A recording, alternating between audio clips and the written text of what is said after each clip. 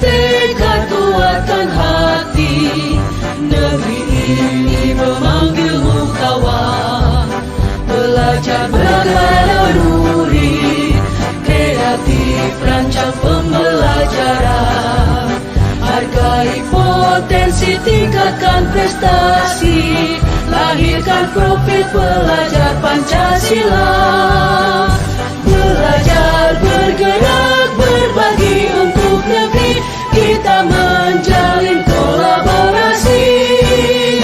Belajar, bergerak, berbagi untuk negeri, demi bakti pada Ibu Pertiwi.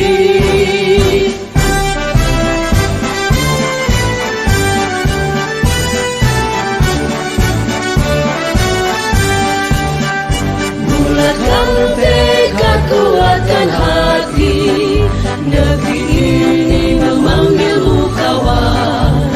Belajar, bergerak, berbagi untuk negeri, guru penggerak majukan pendidikan. Guru penggerak menghamba pada murid, kreatif rancang pembelajaran. Hargai potensi, tingkatkan prestasi, lahirkan profil pelajar Pancasila. Belajar, bergerak, berbagi untuk negeri, kita menjadi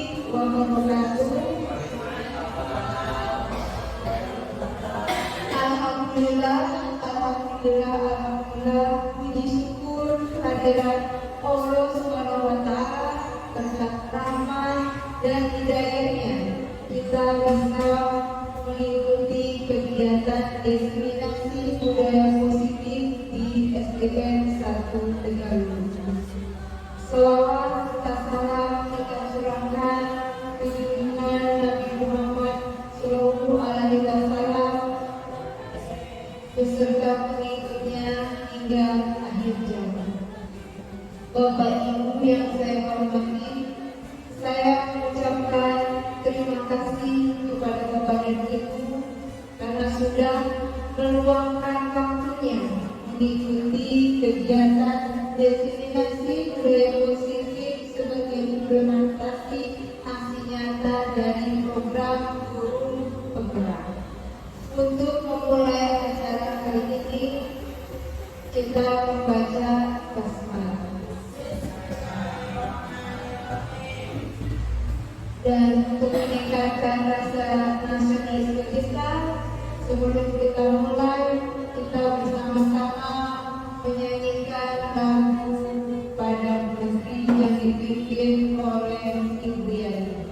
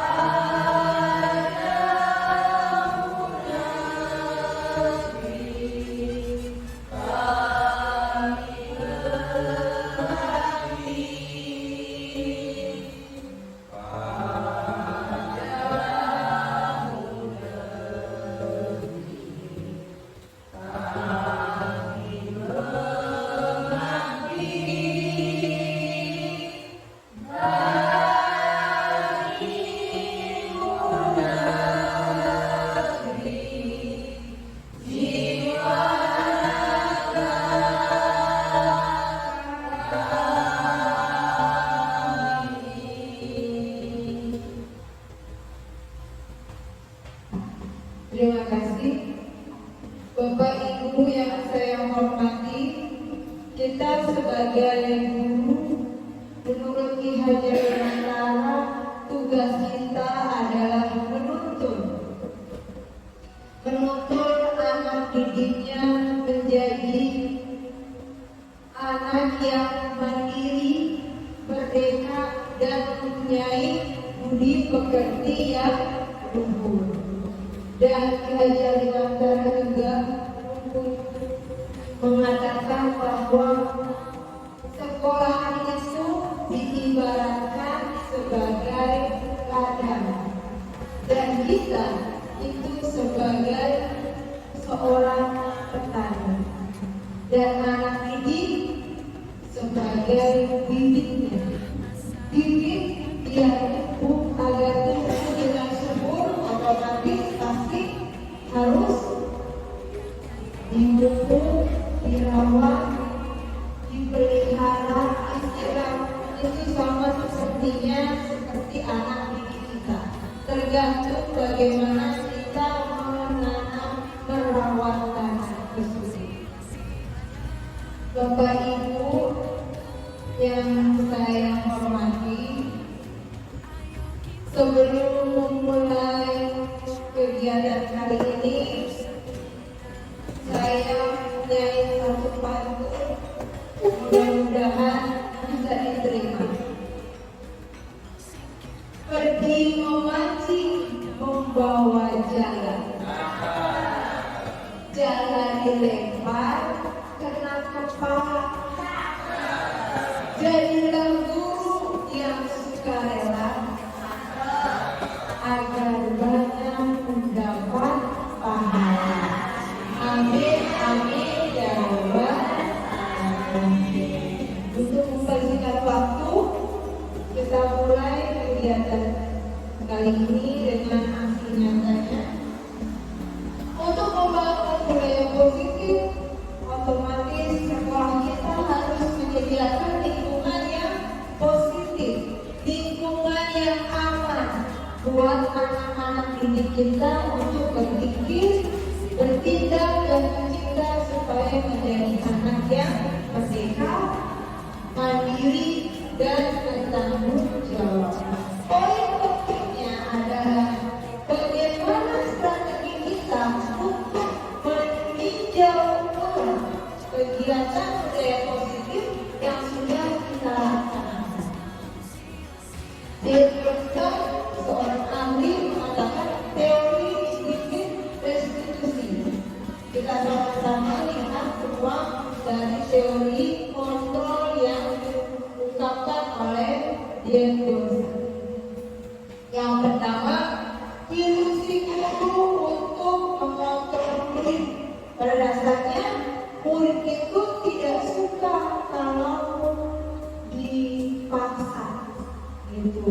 Jadi teori kontrol ini kemudian dasarnya dipilih untuk perilakunya punya tujuan, bahkan perilakunya tidak disukai. Selanjutnya, ilusi bahwa semua penguatan positif dan efektif dan bermanfaat. Penguatan positif ini bukan bentuk kontrolnya, bagaimana kita mengontrol siswanya tergantung gurunya. Pada guru bagaimana berusaha untuk menerapkan penguatan positif.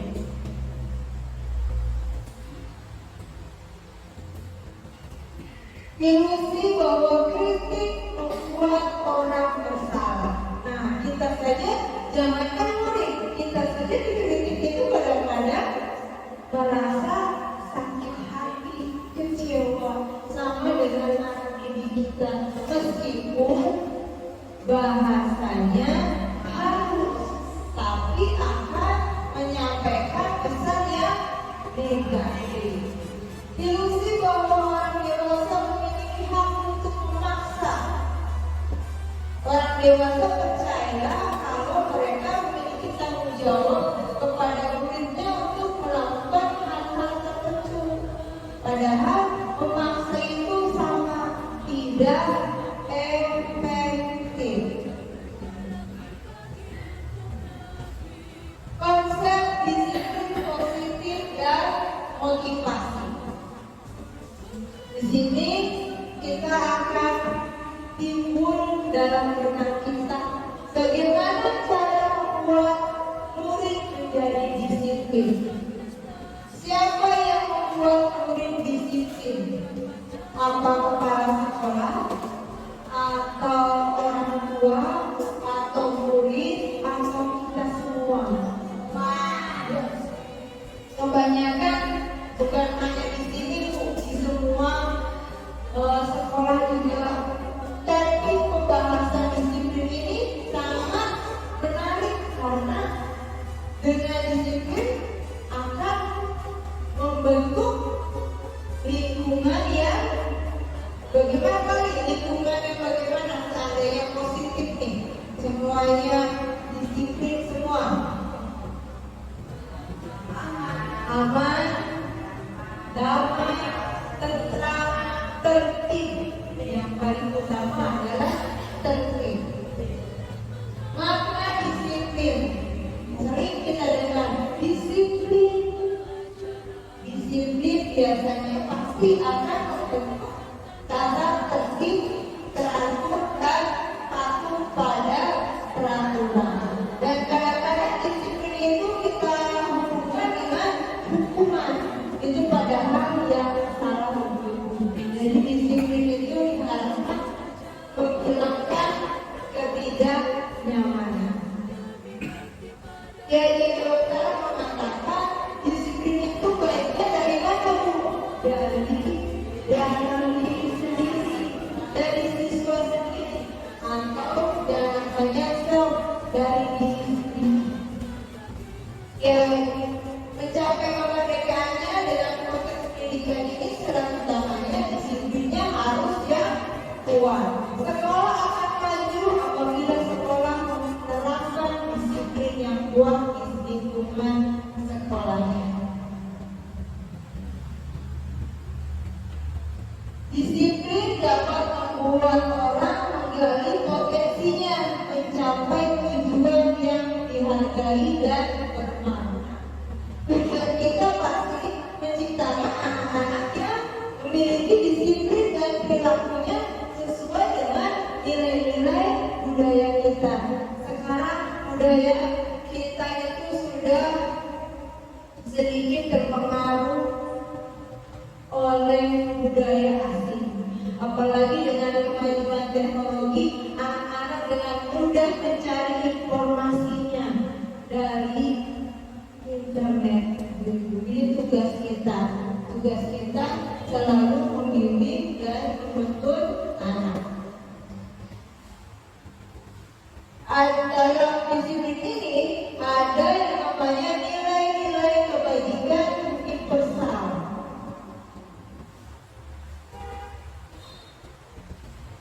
Kita bayangkan seandainya bukan di sekolah saja, di rumah, di lingkungan masyarakat, kita disiplinnya sudah tercipta seperti di Jepang. Jepang itu negara yang memiliki disiplin yang bagus, yang tinggi. Seperti itu, sampai anak kecil pun sudah paham bagaimana untuk berdisiplin.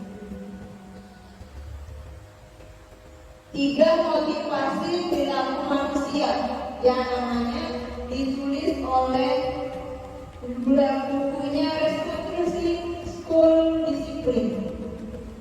Ada 3 motivasi perilaku anak. Yang pertama itu untuk menghindari kenyamanan atau ketidaknyamanan atau hukuman. Anak-anak mengerjakan PR itu bukan karena pengen kita, tapi agar tidak dihukum guru, dan itu adalah yang tidak baik. Yang kedua, mendapatkan imbalan dan penghargaan dari orang lain. Nah, ini juga baik, tapi ketika diterapkan pada anak-anak, anak-anak akan mematuhi seseorang atau guru yang sering memberikan imbalan. Dan ketika ada guru yang tidak pernah memberikan imbalan, anak tersebut tidak akan menunjuk, tidak akan patuh.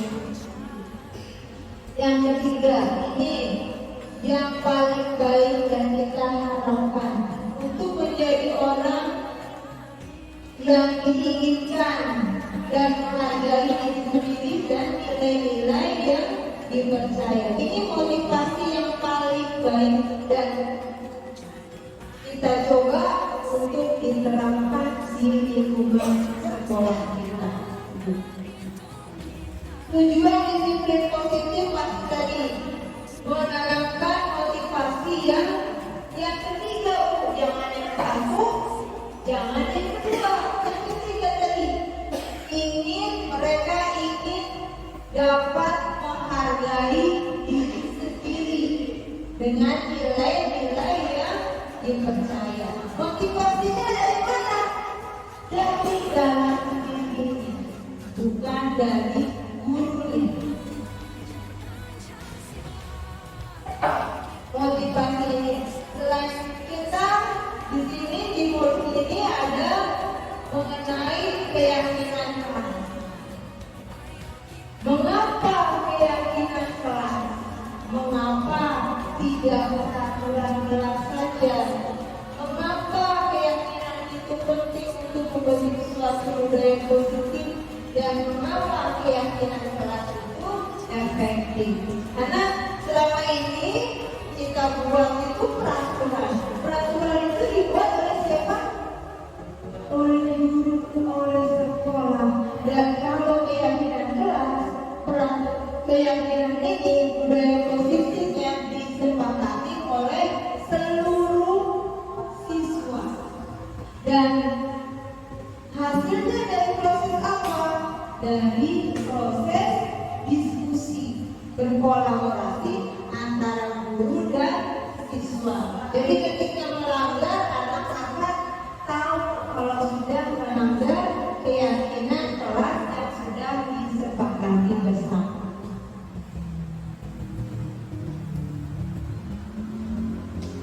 Pembentukannya tadi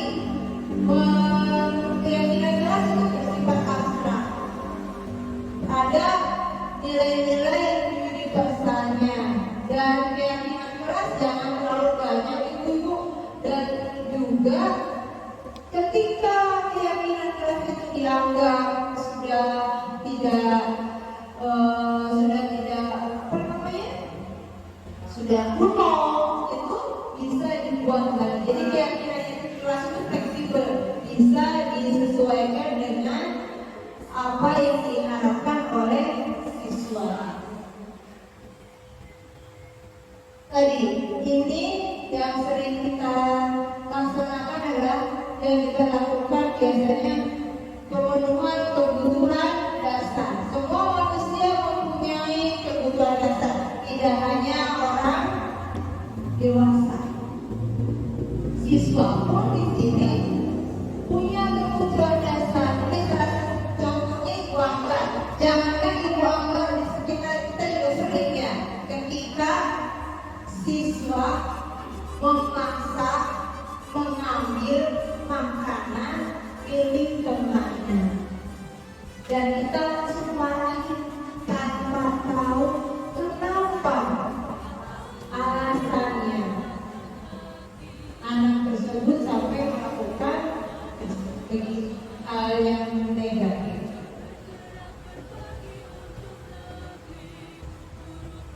Ada 5 kebutuhan dasar manusia itu. Yang pertama, kebutuhan untuk bertahan hidup, cinta dan kasih sayang, kebebasan, kesenangan, dan kepuasan. Semua ini juga ada dalam siswa, tidak hanya orang dewasa.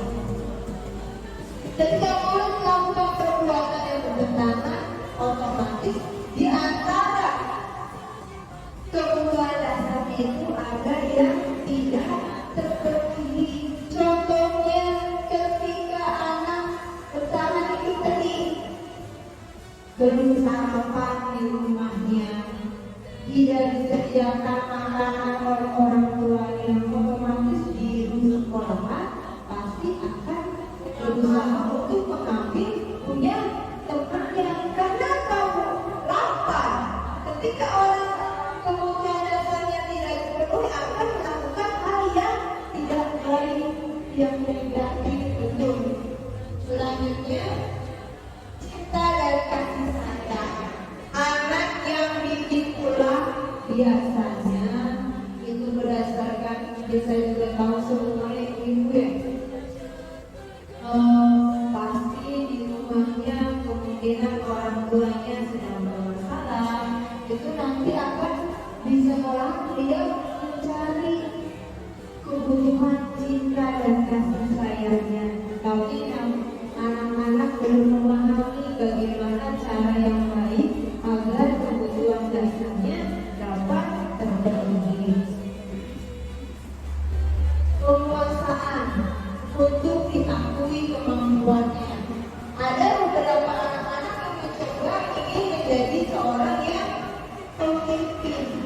pengen dihargai, tetapi kadang temannya tidak mau. Akhirnya bagaimana? Memaksakan kepada temannya dia menjadi seorang yang pemimpin. Biasanya seperti itu.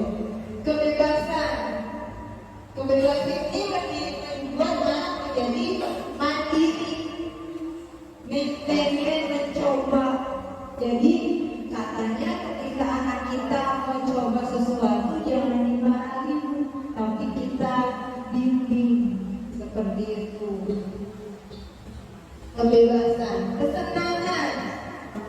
Anak ketika istirahat misalnya tidak sempat main, apa yang terjadi?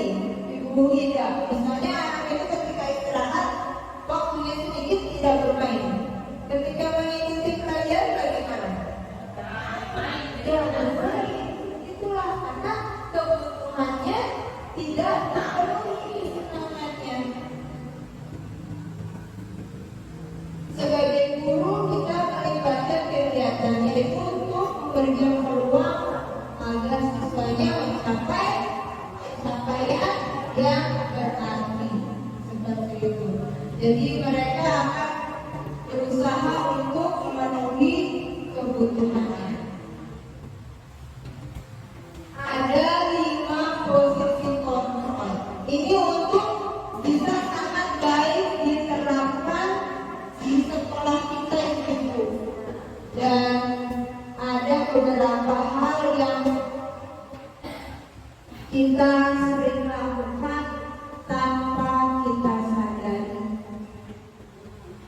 Contohnya pembuku, pembuat orang merasa bersalah, sebagai teman, sebagai monitor, dan sebagai manajer.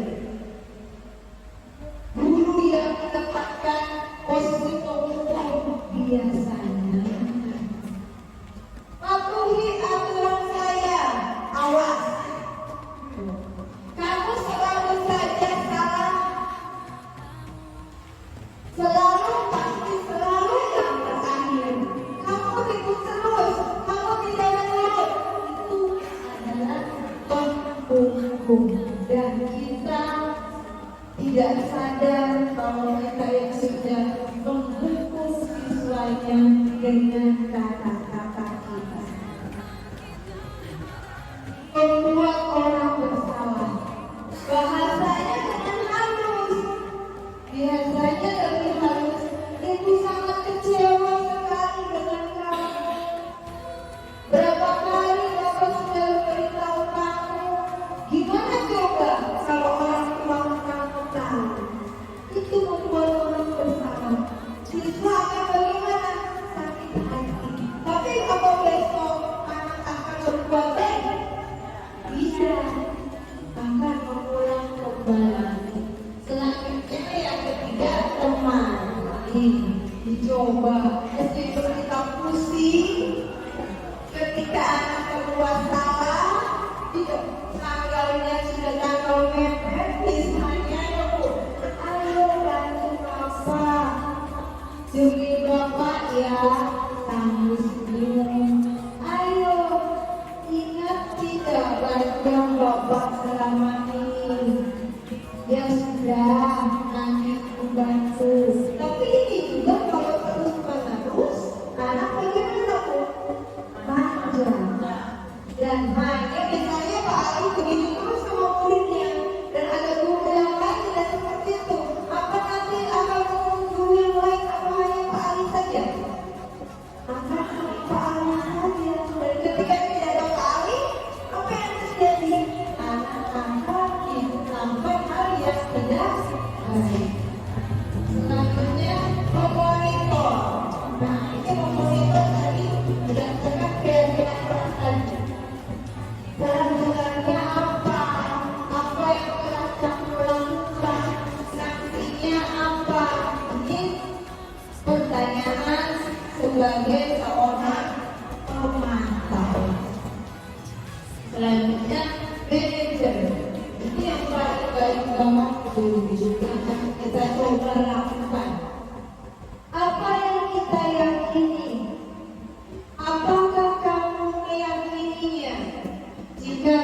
yakini, bersediakah kamu memperbaiki? Jika kamu memperbaiki hal ini, menunjukkan tentang dirimu apa rencana kamu untuk melakukan, untuk memperbaiki hal ini. Ini tugas yang paling baik. Kenapa itu tugas yang paling baik? Karena anak ada menemukan solusinya sendiri. Pemecah masalahnya bisa dipecahkan oleh dirinya sendiri. Daripada kita yang memaksa, anak tidak akan menurut. Tapi ketika dia mengutamakan pendapatnya dan solusinya itu betul, itu akan timbul apa? Percaya diri. Praktek-praktek ini kita coba, kita terapkan di lingkungan sekolah kita. Jangan sampai kita selalu menjadi guru yang penghukum, yang merasa bersalah, karena itu akan membekas dalam memorinya, di dalam membawa alam bawah sadarnya itu anak terus mengingat dan jangan saya saja itu yang paling diingat adalah siapa itu?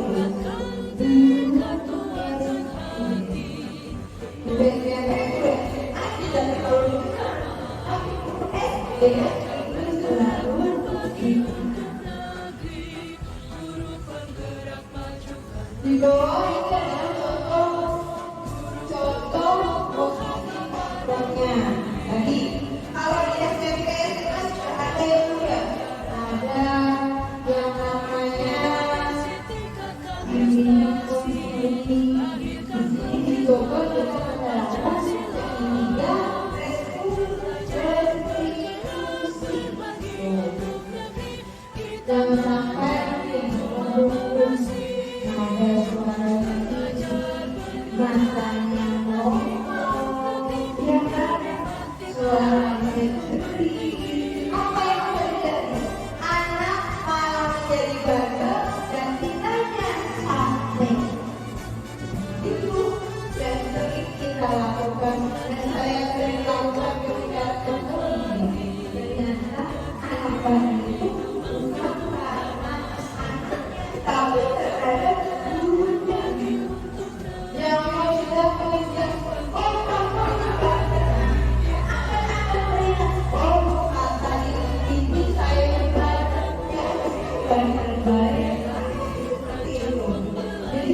Jadi kita dari sedikit membuat merasa bersalah, suaranya halus, pelan, kata Pak Alinya ada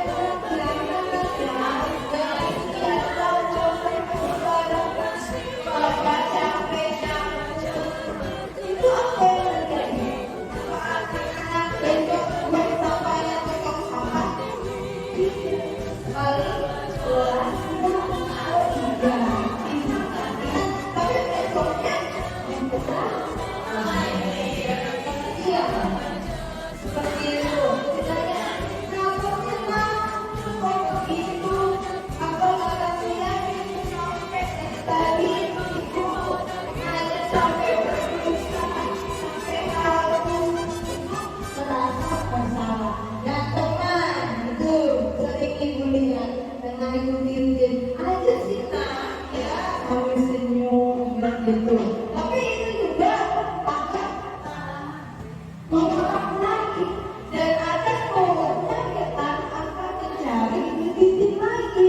Dan ketika Pak Ali bilang, nah jangan seperti itu, gak perlu hanya satu orang saja.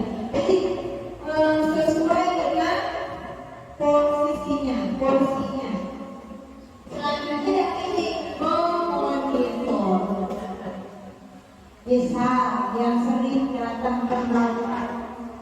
Yang ada kelas 6, saya lihat ada trik terlambat. Ibu tidak bisa melakukan posisi Berapa jam berapa kita mulai? Kamu terlambat 15 menit. Mengerti tidak? Tidak terlambat bagaimana? Nanti bedanya bukan berikan tugasnya berarti tinggal di kelas. Misalnya 15 menit di kelas mengerjakan tugas. Ini posisi monitor. Melanggar salah satu peraturan sekolah, tapi tidak menunjukkan MBS. Itu kita sama-sama belajar ya Bu. Bukan ibu saja, bukan bapak saja, saya juga terkadang seperti itu. Jadi mulai dari ini setelah melakukan desiminasi, semoga kita bisa berubah menjadi yang lebih baik. Manajer, ada yang datang lagi. Ibu Titi muridnya misalnya, jam berapa dimulai? Jam 7. Kenapa datang terlambat?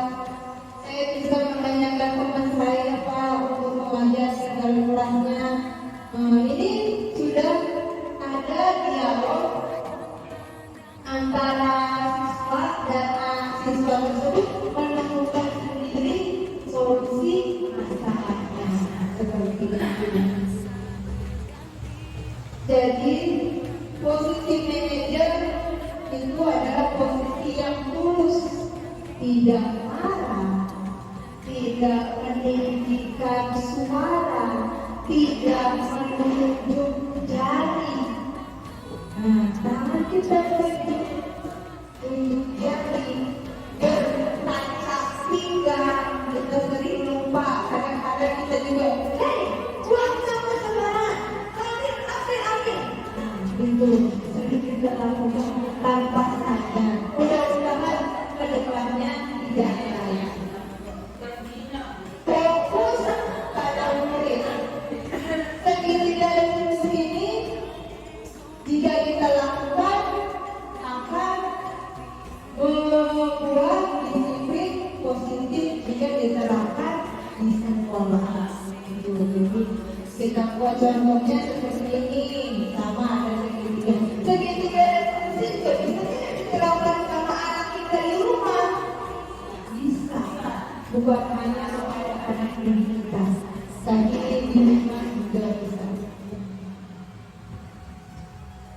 Jika ada seorang yang berbuat salah, mereka akan memperbaiki kesalahannya. Dia bakal mencari dan memperbaiki karena anak menemukan sendiri solusinya.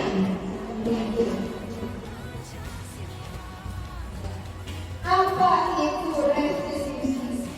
Nah, ini restitusi adalah cara menanamkan disiplin positif pada murid. Ayo kita sama-sama nanti kita mulai terapkan, semoga anak-anak kita jadi menjadi anak yang berdisiplin setelah mengikuti kegiatan ini.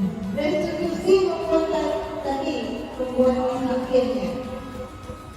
Melalui restitusi, murid yang berbuat salah akan menanggapi dan mengevaluasi, mencari solusinya seperti apa untuk mendapatkan apa harga diri. Seperti itu. Jadi anak tumbuh merasa yang bersalah itu untuk memperbaiki diri sendiri. Restitusi bukan kasus kesalahan, namun belajar dari kesalahan. Anak yang berbuat salah, guru tidak mengarahkan, tapi anak sendiri menemukan memperbaiki kerugiannya tersebut, sehingga timbul kesadaran dari dalam diri sendiri. Restitusi sebenarnya jadi untuk melakukan kesalahan, tapi anak sendiri memperbaiki kesalahannya. Fokus tidak hanya mengurangi kerugian, tapi juga menjadi orang yang lebih baik.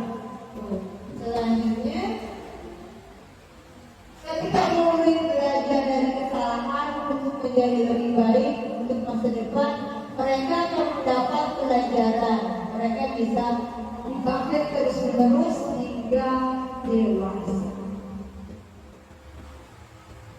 Restitusi memperbaiki hubungan antara guru dan muridnya, murid dengan muridnya akan menimbulkan kondisi yang bagaimana yang jujur, yang aman.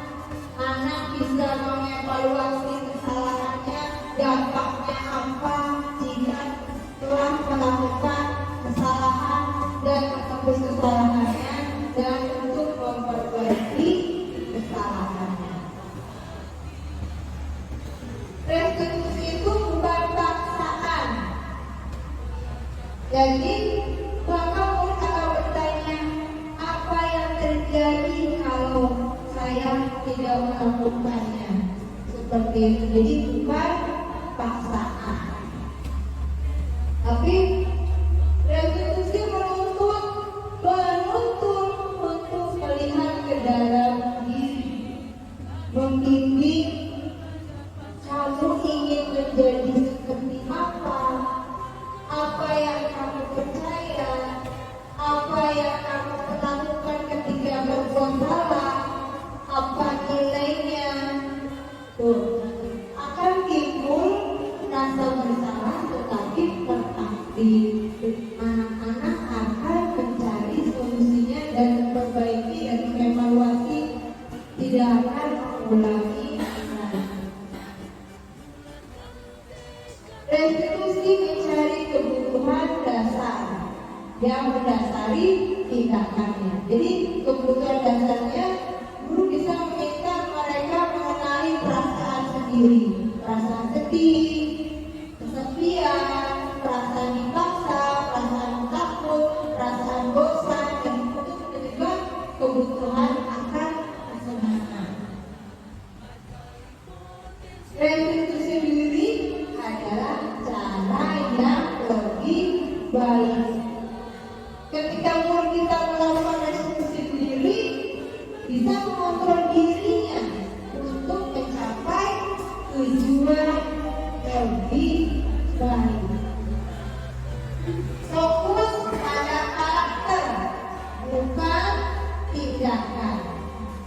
Ketika guru membimbing muridnya, ada penguatan karakter. Contohnya, ibu bapak tidak terlalu persalahkan apa yang kamu lakukan. Besok, mari kita bicarakan lagi apa yang akan kamu lakukan besok.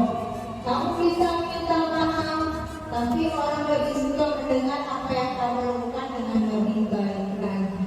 Itu restitusinya. Restitusi menguatkan. Bisakah momen ketika murid melakukan kesalahan menjadi momen yang baik?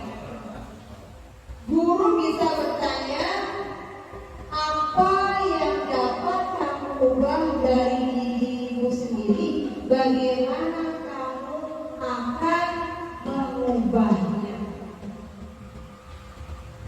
Restitusi pada solusi. Kita tidak fokus kepada kesalahan, tapi di sini kata-katanya biasanya walaupun aku berbuat salah, ketika emosi kita stabilkan emosinya, kita tidak fokus pada kesalahan.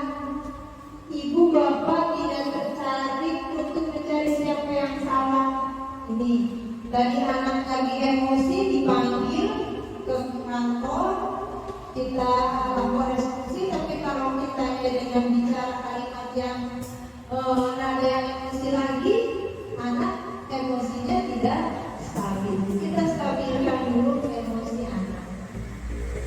Restitusi mengembalikan murid yang berbuat salah pada kelompoknya, memotivasi anak menjadi anak yang lebih baik agar kembali menjadi kelompoknya dengan karakter yang lebih baik dan lebih kuat.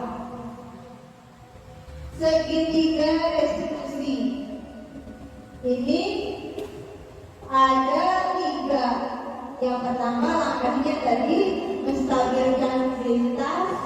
Yang kedua, validasi tindakan yang salah. Yang ketiga, menanyakan keyakinan. Teori kontrolnya bagaimana? Kita semua akan melakukan hal yang terbaik yang kita lakukan. Validasinya, semua perilaku memiliki alasan. Yang ketiganya, kita semua memiliki motivasi internal. Ini segitiga restitusi. Pertama, kita stabilkan identitas dulu. Kemudian yang validasi, dan ketiganya validasi tindakan yang salah. Yang ketiganya menanyakan keyakinan. Itu tiga. Yang pertama tadi kalimatnya, ketika emosi kita stabilkan dulu dengan kalimat setiap orang pasti pernah melakukan kesalahan. Kamu bukan satu-satunya yang melakukan kesalahan. Pasti otomatis ketika anak emosi, terus kemudian kita persilakan dulu dan kita tanyakan, jangan kita langsung menjudge anak itu salah, tapi kita stabilkan emosinya. Otomatis anak yang tadi marah maka berbicaranya juga tidak kasar.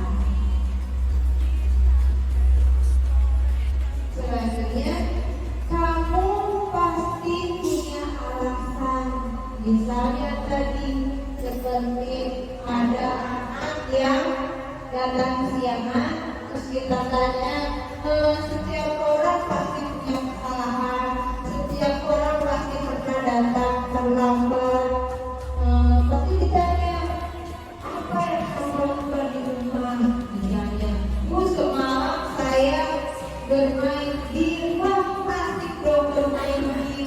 Tetapi apakah main di bermanfaat? Jadi anak itu tidak merasa sedang ditanya, sedang berdialog seperti biasa.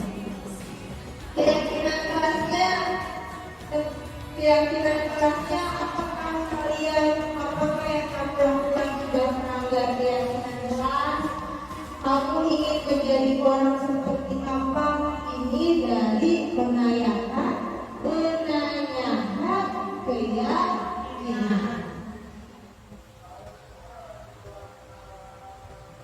Menstabilkan identitas. Berbuat salah tidak apa-apa, tidak ada manusia yang sempurna, kita bisa menyelesaikannya. Kita ibu tidak mencari yang salah ini untuk menstabilkan identitas. Yang selanjutnya, sulit untuk restitusi anak berbuat salah. Fokusnya tiga: rasa bersalah, menguras energi. Ketika kita merasa salah, kita menjadi identitas yang gagal. Perasaan salah akan terus kita ingat sampai sebagai masa lalu yang selalu diingat oleh siswa kita. Validasi kesalahan. Padahal kamu bisa melakukan lebih baik dari itu, tetapi kamu tidak sampai melakukannya ya, seperti itu. Apakah kamu pasti punya alasannya? Kamu patut bangga menjadi dirimu sendiri, untuk melindungi dirimu sendiri. Kamu boleh bertanya seperti itu, tapi harus menambahkan sikap yang baru. Itu validasi yang salahnya kalimatnya. Restitusi tidak menyarankan guru bicara ke murid bahwa sudah melanggar aturan. Itu sebuah pelaksanaan aturan seringkali memenuhi kebutuhan atas kekuasaan, bertabrakan dengan kebutuhan orang lain. Selanjutnya, menanyakan keyakinan. Apa kita percaya sebagai kelas atau keluarga? Apa nilai umumnya? Apa bayangan kita tentang kelas ideal? Kamu ingin menjadi seperti apa? Itu satu, menanyakan keyakinan. Kebanyakan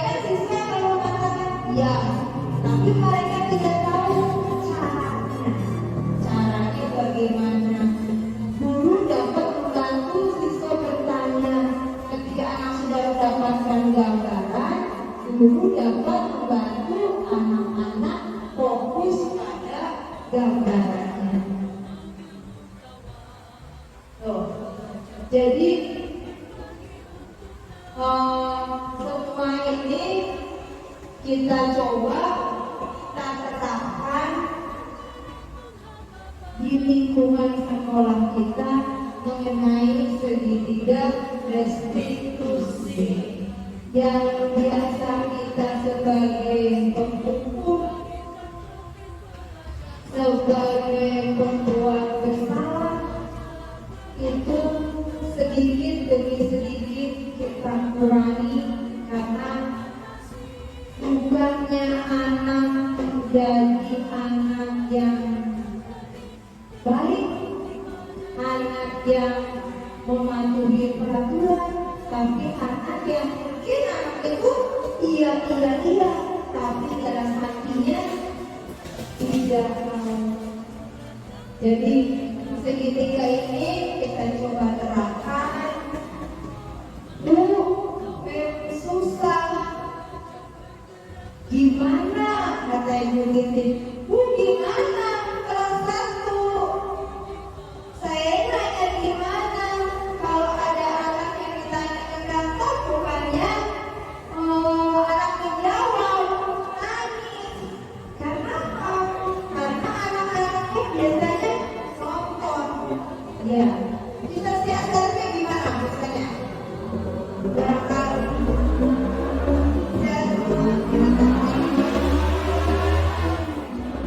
untuk kelas rendah, bukan hanya untuk kelas rendah, untuk kelas tinggi 4-5 tahun. Kebiasaan anak-anak kita kan biasanya kalau kita panggil sendirian ke kantor itu biasanya deg-degan.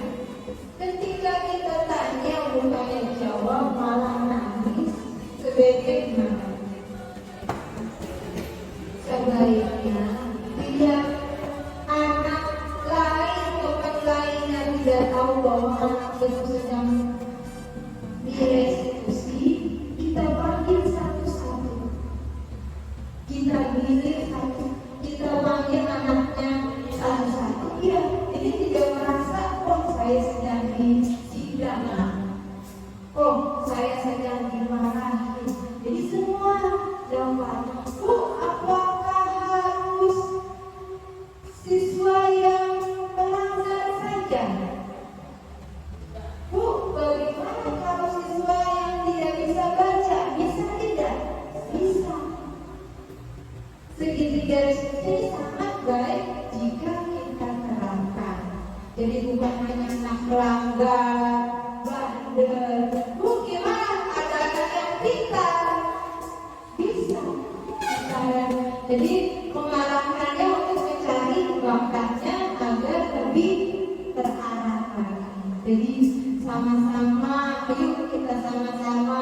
Saya di sini, ini berdiri di sini itu mohon maaf itu bukan merasa pintar, bukan menggurui ibu, tapi hanya berbagi pengalaman. Dan saya yakin dan saya juga tahu masa kerja saya, pengalaman kerja saya itu jauh sekali dengan Bu Haji.